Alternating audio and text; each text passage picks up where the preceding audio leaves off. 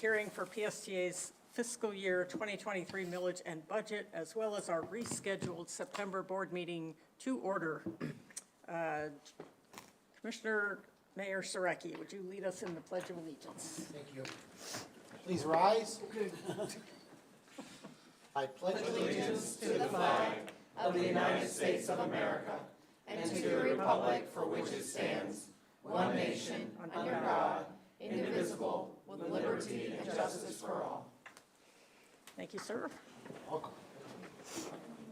All right, before we begin tonight, I'd like to first express on behalf of the entire PSTA board our gratitude and thanks to the men and women at PSTA who helped evacuate hundreds of our residents to safe shelter from the storm through coordination with Pinellas County EOC.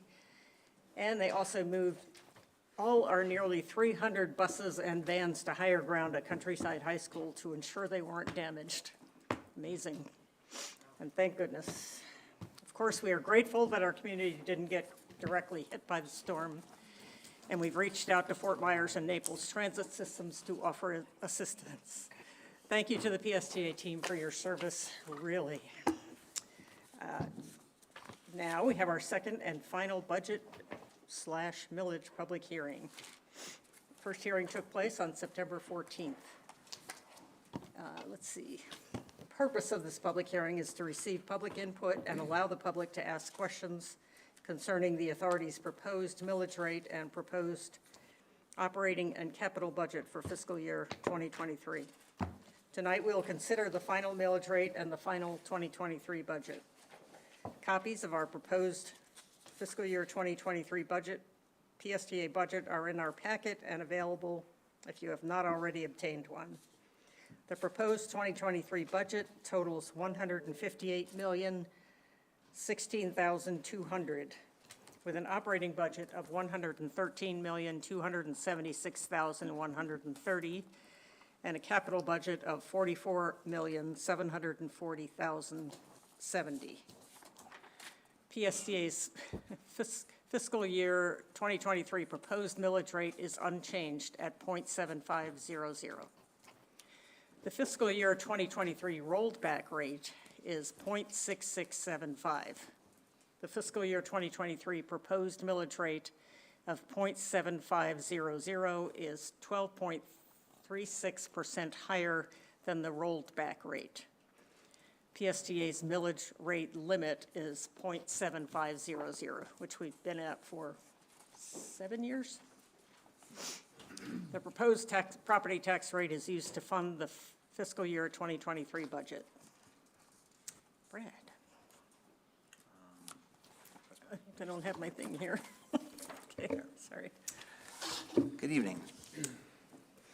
This public hearing has been scheduled so that the general public may be given the opportunity to comment on the proposed millage rate and budget for fiscal year 2023. A paid advertisement concerning the public hearing appeared in the Tampa Bay Times on August 28th. Notices were posted at the Park Street Terminal, Grand Central Station, Williams Park, Pinellas Park Trans Center, PSA Administrative Headquarters, on all PSA buses, and on PSA's website on August 26th. An announcement was posted on social media on August 26th, and I believe it was reposted with the rescheduled hearing for tonight. To date, staff has not received any comments from the public concerning the issue. Okay. Staff presentation is in our packet. It was presented at the last meeting. CFO Ms. Debbie Laos is here to answer any questions, any board questions. Any board questions for Debbie? Okay, well, getting off easy tonight. Any further discussion of the budget? Okay. Thank you. Now it's time for us to have public comment on the proposed millage rate. I don't think we have any cards for that. Okay, we'll close that part. Nikki's going to read the resolution. then I will take a motion. Resolution 2203, a resolution of the Pinellas Suncoast Transit Authority fixing the final millage rate to be levied for the fiscal year beginning October 1, 2022, and ending September 30th, 2023, and providing for an effective date. This has been reading of Resolution 2203 by title only. All right. Do I have a motion to approve the final millage resolution? So moved. Second. Okay. Did you get that? Robinson and Flowers. I was thinking Robinson and Robinson Flowers. Okay, please open the voting system. Thank you. That is unanimous. Is that everybody? Yes. 13, wait. There's I'm a 14 yes. of us? Driscoll's, yeah. I have that, yeah, my device has an error, so Okay. I'm a yes. So we can- Yeah, I'm a yes too, mine didn't Oh, come up. okay. All right, there we go. Okay, now it's, that was unanimous. Yes. All right, now it's time for public comment on the proposed fiscal year 2023 budget. And we don't seem to have any cards for that. Okay. Nikki's going to read the final resolution. Resolution 2204, a resolution of the Pinellas Suncoast Transit Authority adopting the final budget for fiscal year beginning October 1, 2022, and ending September 30th, 2023, for carrying on the duties and the obligations of the authority and providing for an effective date.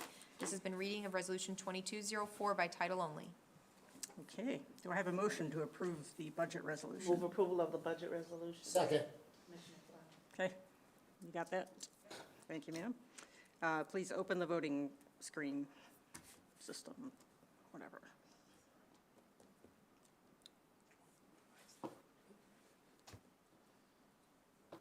All right, everybody's in there. That is unanimous.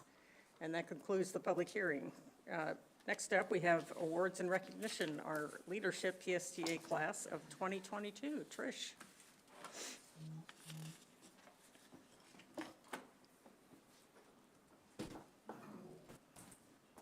Good evening, everyone.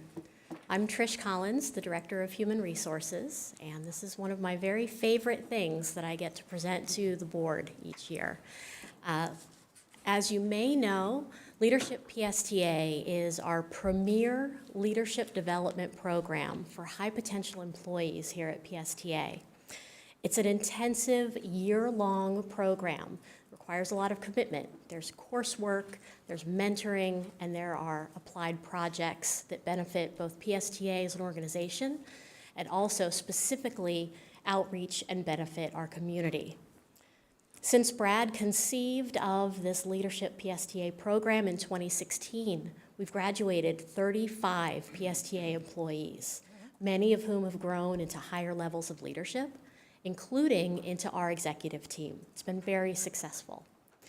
In fact, our program has become a model for similar leadership development programs throughout the nation. We've been asked to work with transit industries transit agencies across the country to help them develop similar programs. And recently, our program leader, Tamika White, who is in our HR department, was asked by the Florida Department of Transportation to develop a statewide leadership development program for transit agencies across Florida. So we're very proud of our program, but more than that, we're very proud of the people who have come out of the program. So this year, I'm very happy to introduce you to our graduating class of 2022. These fine employees have spent the last year going through this program, and they're going to introduce themselves to you, talk about their learning takeaways, and also talk about the very successful community impact capstone project that they've just recently completed. Vu, would you like to kick us off? Good evening, Madam Chairs and board members. I'm Vu Nguyen, IT Manager. My daily roles at PSA is to manage IT teams and ensure all the virtual systems are up and running. The key takeaway from the PSA leadership program is that it's helped me increase my confidence in understanding work relationship with others and how to handle each person differently and have a positive experience with coworker. It allowed me to meet staff from other leadership positions, collaborate with them, and and share our skill set together. With that, I'll turn it over to Nick. Thanks, Phil. So I'm Nick Sagan, Manager of Financial Planning and Analysis. I work on the budget, do price analysis for the procurements, capital improvement program. So naturally, I work behind a desk. I work behind a desk pretty well, really introverted, and I've been successful at that. But with Leadership PSTA, I've had an opportunity to be an extrovert, work on a bigger team, coordinate with external partners, and make some phone calls. So I got to lean into those interpersonal skills, and I saw that I was just as successful as an extrovert as I am as an introvert. Trevor? Thank you. Good evening, board members. My name is Trevor Andreessen. I'm the transit data coordinator here at PSTA. It's housed in the scheduling department, which is in the scheduling department in the planning department, excuse me. Some of my responsibilities are NTD reporting, analyzing route and runtime performance, working with Flamingo Fairs, and preparing the board report for y'all. So upon entering Leadership PSTA, management and my colleagues reported that my three biggest strengths were promoting disciplined analysis, speaking up about problems, and communicating with clarity. So during Leadership PSTA, I've learned that I can lean into these strengths and use the techniques that I've acquired to teach, coach, and promote these skills within the organization. I'd like to invite up Olivia. Good evening, board members. My name is Olivia Anderson, and I'm the Transportation Data Analyst here at PSTA. In my day-to-day role, I am generating, creating, and analyzing reports that allow us as an agency to make our decisions in a more informed way. My biggest takeaway from leadership this past year has been reaffirming that transportation is a career path that I want to be on. I love being in this industry, and I want to stay in this industry. That no matter what role I end up being, small or large, I can make an impact on the community at a large. AJ? Good evening, Madam Chair, members of the board. So my name is AJ Ortiz. I'm with the Safety, Security, and Training Department. Also heavily involved with the evacuations that just took place. But my day-to-day job here at PSTA is I'm the lead trainer of current and new bus operators that come to change their stars and work for PSTA. My key takeaway during the leadership program was honestly delegation. I'm a type of person that's hands-on. I want to do it all myself. And so honestly, to make sure that this program was a success, I had to take a step back and rely on my fellow peers and other departments to make sure that this program was a hit. And so going into the career fair, our project, we wanted to facilitate. We wanted to make something, create ease of access to connect job seekers to employers through our lovely public transit system. And so, we had major routes that stop at the lay-by close by, 52, Route 4, 59, just to name a few. We felt that our facility right here could be utilized to connect the dots and create a one-stop shop for everyone to come in.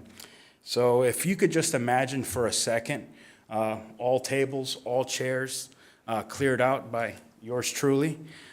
We took the lobby as well, and we had about 21 employers here set up, and pretty much it created an opportunity for these job seekers to engage with various employees from different industries.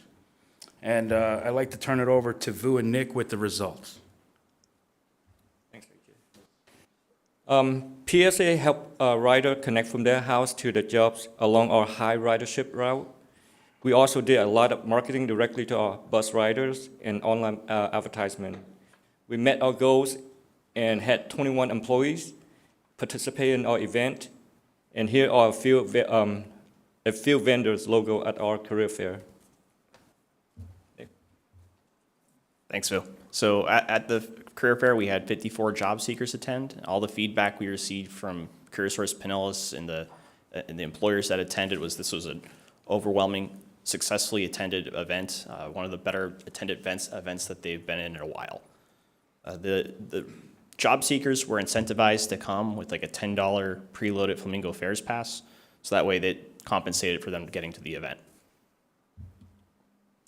PSTA also received a lot of great press from this, with ours truly, AJ, making several appearances at news media, including the Morning Blend. Trevor? So one of the supporting goals that we had for the career fair was to raise awareness of PSTA's many programs and services which can help people get to their jobs. So during the career fair, we spoke with employers and attendees and explained how these programs worked. Olivia? Another one of our supporting goals was to develop relationships within the community.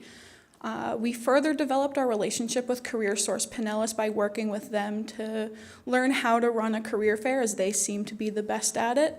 And then we also worked with Pinellas County Economic Development, and in attendance at the career fair, we had Urban League to educate and inform job seekers about health service exchanges that they could make and better inform them about options they could have.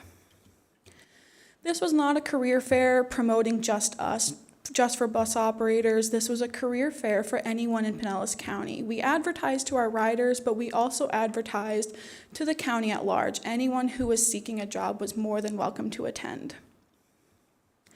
We wanted to thank you for having us up here to talk about ourselves, the program, and as well as our capstone project, which we were very excited about.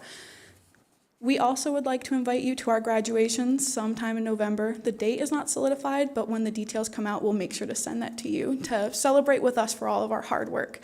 And with that, I'll turn it back over to you, Madam Chair. All right, thank you. Congratulations.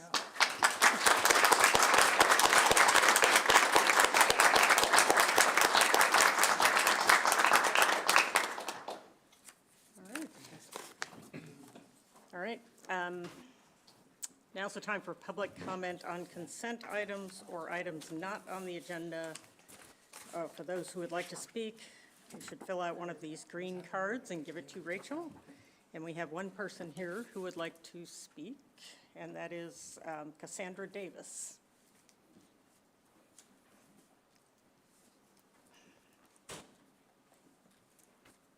Good evening, everyone. Today I stand before you to propose to remove bus shelter at bus stop 1112 at 1st Ave North and 26th Street North. I've originally, I'm a resident of St. Petersburg, and back in May of 2021, noticed that there was like some homeless that were staying in the shelter for extended periods of time. So I first contacted PSTA to see if there was anything that they could do to help with that and to also help out with the trash buildup in the area. I've been monitoring this situation for now about 1.5 years, and it's ongoing. So just wondering if there was anything that could be done to potentially just even keep the bus stop, but just remove the shelter just to deter the trash buildup and the homeless from staying there for extended periods of time. Thank you for telling us. The gentleman right behind you that's standing there is Abhishek Dayal. He is over all of our bus shelters and things, and sitting there in the white shirt is Henry Lukasik, who's in charge of our trash pickup and cleaning. We'll get right on it. Okay, thank you so much. Thank you for letting us know. Thanks for coming out. Thank you. Yeah. All right, Madam Chair. go ahead. Oh, wait a minute, let me get you. Thank you. No, she's fine. I just want to, just one little caveat when we're looking at that, because, you know, I brought some shelters where there has been some behavior that's not becoming. And you have people who actually want to catch the bus that can't really catch the bus because of that. I just want us to kind of look at, if we can, if there's a way that we can look at the numbers of persons that actually utilize that shelter for actual ridership before we actually dismiss the shelter itself. Because I know exactly where this is, and there are apartments, homes, couple of businesses up in that area, and I wouldn't want them to be deprived of adequate shelter. Maybe if there's a decent number of people that catch the bus there, we could do some observation, maybe some monitoring or whatever to try to encourage persons to move along like we have done at others. But I do know what she's talking about. And from time to time, you know, I drive around and I look at it, I take pictures, and I send them to you guys. But I just want to make sure that we're not taking something away from a larger group of people who may actually use it for the bus, especially when we have our inclement weather times of rain and stuff, so. Right, exactly. Great, thank you. Okay. Okay, we are at the consent agenda. Are there any items on here that the board would like to pull? Seeing none, can I have a motion? Move approval of. Okay, we had a couple. How about Commissioner? Yes. Okay, can you bring up the voting card? Thank you.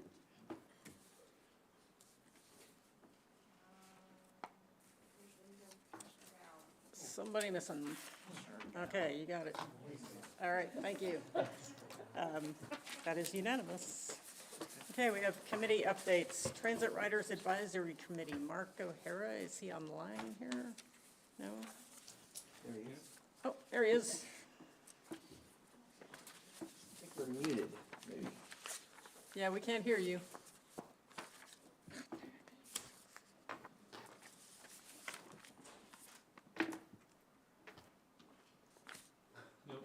What's going on over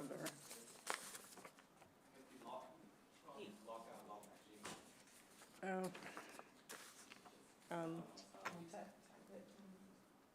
Can you log out and log back in? Rejoin it? Okay. Okay. Do you want to do the local coordinating board? Sure. Yes. Let's do the local coordinating board. Commissioner Reed. You do not have a sheet? Sure there was no meeting? Say what? I don't know. No? Maybe there was no meeting. Oh, we have no. Let's see. Had a meeting. And I know there were sheets. Your, oh, I don't know where Rachel went. I'm ready. you ready? Are you ready? Okay. Yeah, let's do Great. forward. Let's do forward Sorry. Pinellas. I'm sorry. All right, I have to get out of here. Where's the? What we went over? And thank you, Commissioner Driscoll, for taking over. All right. Oh, You are live. You're live. okay. Thank you. The Forward Pinellas Board met in person on September 14th, 2022. The board approved the Urban Design Services Pilot Program project with recommendations including funding for projects submitted by the City of Clearwater to develop design recommendations for the MLK corridor in the North Greenwood area and the Pinellas County Department of Housing and Community Development for urban design improvements and site plan guidance for affordable housing developments. The board also approved the Strategic Intermodal System Cost Feasibility Plan Development, which includes FDOT's desired list of transportation projects between now and 2050. In Pinellas County, that includes capacity improvements on I-275 and Gandy Boulevard and State Road 686, Roosevelt Boulevard, and interchanges in the northern section of US 19. The board authorized a letter of comment on the SIS cost feasibility plan with suggested changes to preserve funding for US 19 corridor projects and for adjusting the language to reflect that we're still planning future design and need some flexibility. The board recognized the service of Commissioner Karen Seal as it was her final Forward Pinellas meeting. And the Forward Pinellas staff gave an update on a meeting that they held with the Gateway Business Council about potential formation of a transportation management organization that would engage the business community in working with employers and employees to define transportation needs and commute options in that area. So Forward Pinellas will follow up with a survey of employers to identify those needs and the interest in forming a TMO as a strategy to address transportation. So some possibilities there for PSTA in the future. That concludes my report from Forward Pinellas. Okay, great. And I think Commissioner Reed has her report. All right. The local coordinating board, LCB, met on September 20th in downtown Clearwater. Robert Feigl with Ford Pinellas reviewed all the changes made to the TD service plan as part of its 5-year major update. He also reviewed the annual operating report and annual expenditures report, which captured data for the year of service, which ended June 30th, 2022. All of those documents were unanimously approved by the LCB. Presentations were given by the Disability Achievement Center about their services and the PSTA about the new Sunrunner service.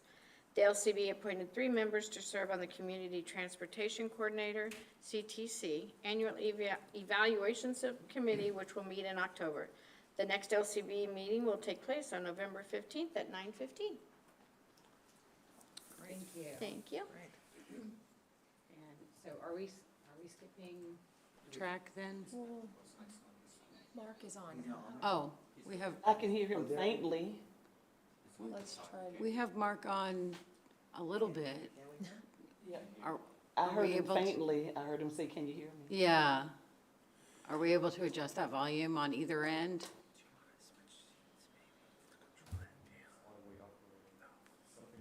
Yeah, Brad will get it. Mark, maybe shout it. Project.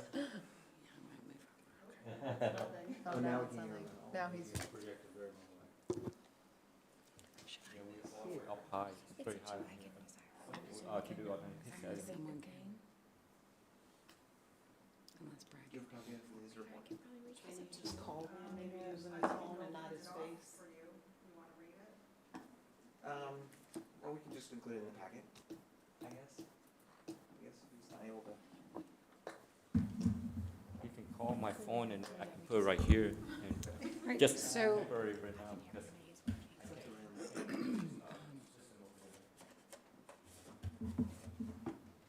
should we come back to this, or? Yeah.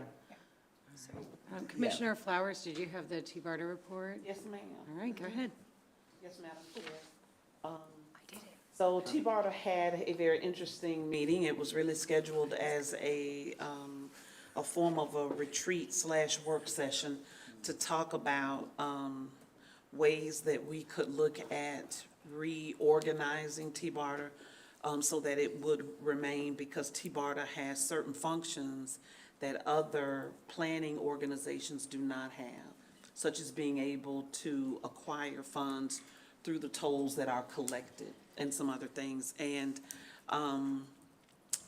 the St. Petersburg College's staff were the moderators for the retreat. There were a number of community partners that also came. And it was an interesting process, but basically what happened was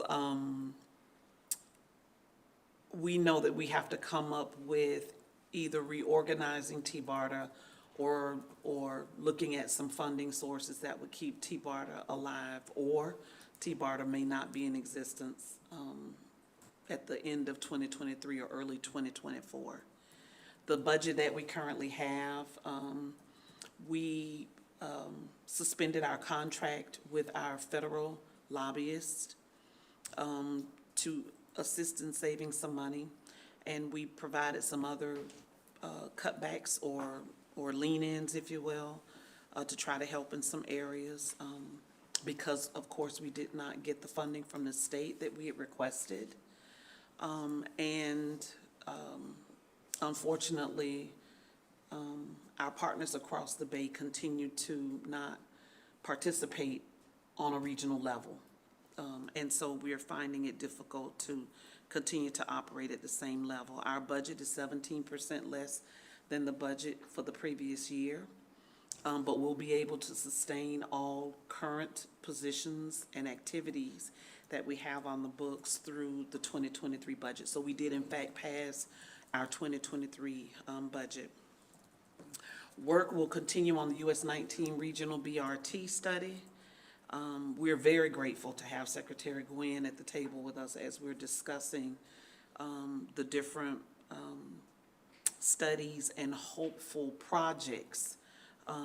Because if we're not able to actually complete and present projects to the community, it does not lend to positive credibility for the existence of the organization. So we've got to find a way to make sure we're pushing those projects forward. The gondola study, the team completed the technical work on that. If you all remember, initially, the gondola project would have incorporated St. Petersburg and then moving out to Clearwater. But the mayor of St. Petersburg decided he wanted to kind of hold off on that decision. So if I'm not mistaken, we're still continuing to move forward with that proposed study for the use of the gondolas as transportation, including the Clearwater area. So the technical work as it relates to preferred alignments, developing cost estimates, evaluating the finance options, which, you know, right now a lot of money is coming from the federal government when it comes to transportation dollars. So we are hopeful that we can attach ourselves to some of that. And also requesting public input from persons who are vested, and that input was received from an August survey that we sent out. The I-275 Regional BRT, FTA approved a documented categorical exclusion for the environmental work. So the team will spend the rest of summer completing a social and cultural analysis and coordinate with the state's Historic Preservation Office. Hopefully we'll have that final presentation at our November T-Barter meeting. We continue to have our state lobbyist working with us. Session will take in a little earlier this year. So while we're trying to work through some other dynamics, we will continue to lobby the governor's office and of course lobby the Senate and the House as it relates to the existence of T-Barter. And we are hopeful that the other entities that are supportive of T-Barter will continue to provide its financial remuneration to T-Barter so that we'll be able to continue some of those studies and actually put some of the plans into fruition. So if you have any ideas, concepts, thoughts, or whatever, please feel free to share those so that we can include that as we look at how T-Barter will look in the future. That concludes my report. Thank you. Is track back on track? I don't think so. Can you hear me? Oh, Yes. I'll take it as a yes. All right, good evening, board members, and just to review what we did at our last track meeting. Actually, I have it pulled up there. Here we go. We are pleased to hear about the proposed land swap agreement between PSTA and the City of Clearwater, which, upon board approval, will make way for the Clearwater Intermodal Center. Abhishek Dayal shared details of the multimodal transfer facility, which will support PSTA's growing electric fleet and the first green building design in PSTA's history. TRAC was invited to a Clearwater PSTA collaboration celebration on Friday, October 7th at 10 a.m. at the proposed site in downtown Clearwater. You will hear more about the proposed agreement in today's meeting. Debbie Leas, PSTA's Chief Financial Officer, and Kevin Lai, Budget Analysis, presented the highlights of fiscal year 2023 PSTA proposed operating budget, which totals $113.3 million. Ms. Leas stated that the budget funds PSTA's adopted sustainable strategic plan, including initiatives to advance the agency's environmental, financial, and social sustainability. She stated that the key budget assumptions include funding Sunrunner, PSTA access rides with the new app, PSTA employee compensation for non-union and union staff, and the TD Tampa Bay service. Mr. Lai pointed out positive news that diesel fuel prices have declined and PSTA has locked in a cost of 67% of our diesel fuel needs, and the healthcare increase was contained at 4.5% increase. He was also pleased that the proposed budget will fund the Clearwater Intermodal Transit Center and new Sunrunner service, and that there will be more electric buses, and PSTA was also awarded $18 million in VW settlement funds from the county. In lieu of an October track meeting, members will be volunteering at Sunrunners stations and on board as ambassadors during the October 21st weekend launch. Our next track meeting will therefore be in November, on the 15th of November, and all are welcome to attend. All right, thank you so much, Mark, and thanks for your patience as we work to make sure that we could hear you okay and receive your report. We appreciate you. Next is our action items. First, we have item 7A, the land swap agreement with City of Clearwater.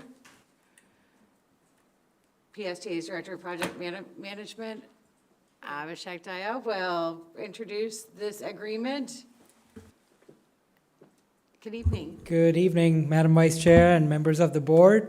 This is an extremely important item for your consideration today. My name is Abhishek Dayal, Director of Project Management.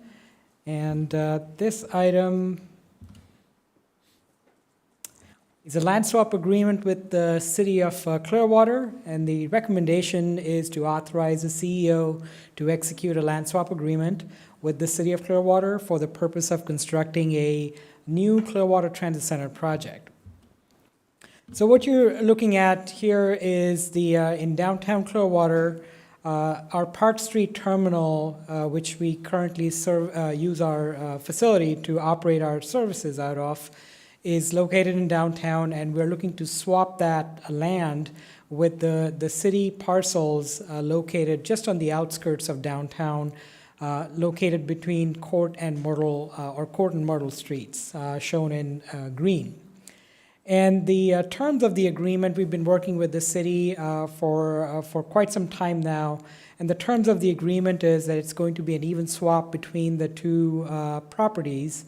And while the PSTA is going to construct the facility, PSTA will lease back the property from the city, the Park Street terminal property, so that we can continue to operate our bus service until the time we complete the facility, and then we transition our bus services over to the new facility. This facility is at a great location for us. It fronts two major streets, and there's a CSX line right next to it, which provides us opportunities for maybe a future passenger rail service. There's also Pinellas Trail. That's a regional trail connection that can allow for a lot of bike connections to the facility. So it's a great facility for us to be able to really use the multimodal elements for this project. It also includes 16 dedicated bus bays, which is twice the capacity than what we're operating today at the Park Street terminal. We'll also have technology upgrades with passenger information, bus arrival information, and then also, given the fact that this is a multimodal facility, having improved safe access to our pedestrians, to people who use bicycles, and then also connecting with our bike scooter share or ride hailing, such as Uber or Lyft, to this facility.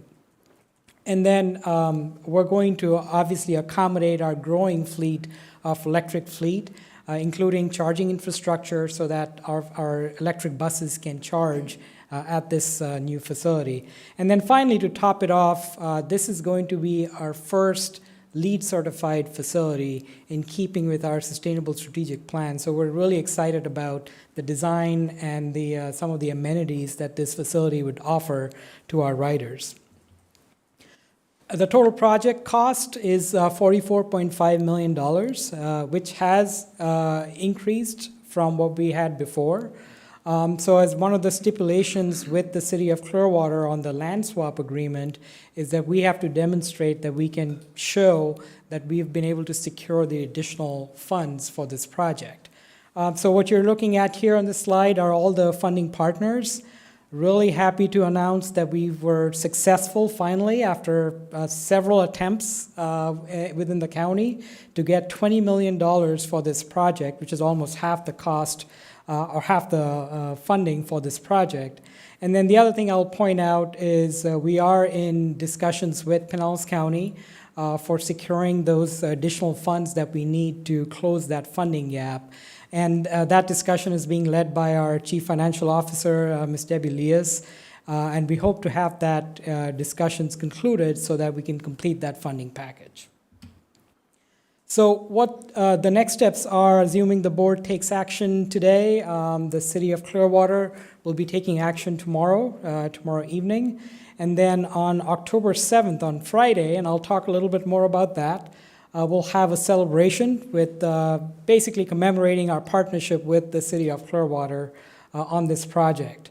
And then on October 25th, it's my understanding that Pinellas County will take some action on securing those funds for this project. And then the following day, PSTA board will take action on this interlocal agreement. We'll be starting design here pretty soon in November, and the project is scheduled to be completed by 2025. And as I noted, this Friday, we'll have a great event at the site at Court and Myrtle.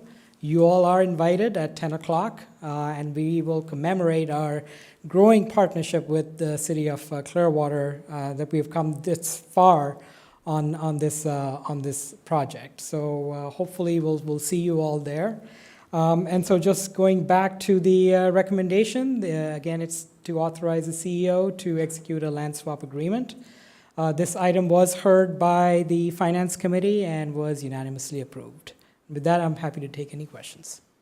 All right, thank you. And did we have any new requests for a public comment on the item? All right, thank you. Commissioners. Commissioner Albritton. So I'm excited about this. We're going to be talking about it tomorrow night at our council meeting. What lead certification are you striving for? As you know, Commissioner Albritton, there are different levels of lead certification that are available. And that's something that we'll be exploring during the design phase on what amenities and features we can accommodate. We have talked about at least having solar panels on our roof to be able to draw energy for the system. So those are a couple of elements that we'll be looking at, but as far as the bronze level or the gold or the silver level, that's something we'll be exploring more during the design phase. Yeah, I'd like to get at least silver level on it. We're trying to do all the development downtown with LEED silver, and we don't really require certification on it, just as long as you meet the standards. Because I know that's a whole different process to get certified. So, thank you. All right, thank you. Commissioner Flowers?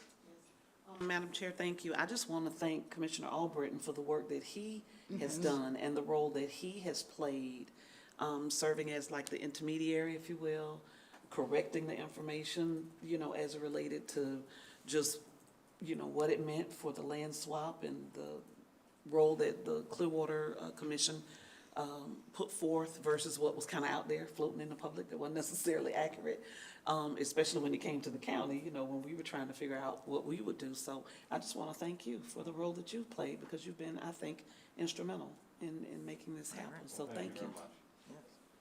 All right, thank you. Anyone else? All right, then I will entertain a motion for approval. We have a motion and a second to approve this item. Did you get that? All right. Commissioners, please enter your votes.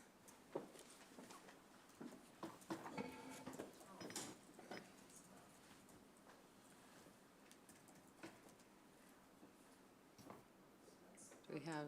It never came up for me, so yes.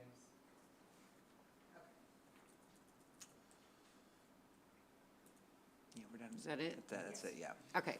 Thank you. Motion passes unanimously. Thank you. Excellent. Can't wait to see what happens next on that one. Next item is item 7B, the CEO performance evaluation. Brad, would you like to introduce the item? Certainly. So this is my favorite agenda item of the year. Thank you all. Thanks to, I think, 13 of you, all 13 of you who completed my performance evaluation and completed that. That's in your packet. And Trish will be, our HR director will be giving this presentation largely to reflect that what is being recommended today, the 2% merit adjustment, is consistent with all of the PSD employees. We're basically treating me and following the same process that we do essentially with the rest of the PSD employees. Fantastic. All right. Well, hello again. As Brad said, I am presenting his evaluation and the recommendation for his merit increase tonight. And as Brad stated, like all administrative employees, he is eligible for a 2% merit adjustment based on the score of his evaluation. And that is the same process that we follow with all of our administrative employees. Our union employees, of course, receive automatic pay increases, and with the October 1st increases that just went into effect, our bus operators are maintaining their status as the highest paid operators in the state of Florida. Which is helpful. Like all non-union employees, Brad's evaluation has two parts. One part is his performance on objective goals. That's our organization scorecard. I bring that to the executive committee every quarter, and there's a copy of the year-end organizational scorecard in your packet. That's done very well under Brad's leadership. We earned a score of 105 out of 100 points on all of our most important strategic goals for the organization. So that's one part of his review. The other part, like all other employees, is based on our guiding principles. So if the scorecard is what Brad accomplished, the guiding principles that you evaluated him on are how he accomplished that. So you all completed an evaluation on 5 performance areas, including communication, diversity, inclusion, responsibility, and growth. Those evaluations and the comments that you made are all also in your packet, and thank you to everybody who did that. Averaging your scores together, Brad's evaluation on the guiding principles was 22.5 points out of 25. So when you combine those two parts together, the organization scorecard and the board's evaluation, his overall score is 101 out of 100. So like all other administrative non-union employees, a score over 95 qualifies him for a 2% merit adjustment. The Personnel Committee met on September 13th and unanimously approved or recommended approving this 2% merit adjustment. So again, the action before you today is to consider and approve a 2% merit adjustment for our CEO, Brad Miller, and that would bring his total compensation to $255,191. And I'll turn it over to the chair for comments or discussion. Thank you. Did we have any new public comment requests for this item? No. All right. Thank you. Commissioners? That's probably No positive. questions? Brad, any follow-up comments, or are you good? I'm good. Thank you very much, and it's a true honor to work at PSTA. I am only successful thanks to the Trish and all the other great employees that work for us at PSTA. So I'm grateful to them too. Thank you. All right, thank you. Do I have a motion to approve the 2% merit increase? Move approval of the CEO's performance evaluation for a 2% merit. Second. All right, we have a motion and a second to approve this item. If you could please open the system for voting. Commissioners, please enter your votes. 12, was that the magic number? Yep. Okay. Greg, Thank you. The might wanna take a motion, picture of that. Thank the you. motion Yeah, I know. passes. I should. The motion passes unanimously. Okay. Thank you. Thank you. Thank you. And thank you, Brad, for all you do. Okay. Okay. Next, we have reports and correspondence. Brad, did you want to update us on the Yes. reports in the packet? Right, so in your packet is the months from a month prior, the August meeting, August ridership report, which fared fairly well. With the Pinellas County School UPass program, partnership we have with Pinellas County Schools, we are seeing a fairly substantial uptick in the number of UPass riders, which is great. September, of course, we also were seeing some pretty good ridership numbers until last week when the hurricane came, or close to came. And we completely did not operate any service on Wednesday and Thursday. And then but we did provide, I think, over 1,200 or close to 1,300 trips using our regular fixed route buses for large nursing homes and other groups that could ride in the regular bus to evacuate, in coordination with the Pinellas County EOC. And then our PSA Access Service was really helpful with their wheelchair accessible vehicles to provide over 300 medically necessary trips in coordination with the EOC during the hurricane. So that was fantastic. And I think shows it's fantastic how well the EOC works with us, and we're very pleased to do that.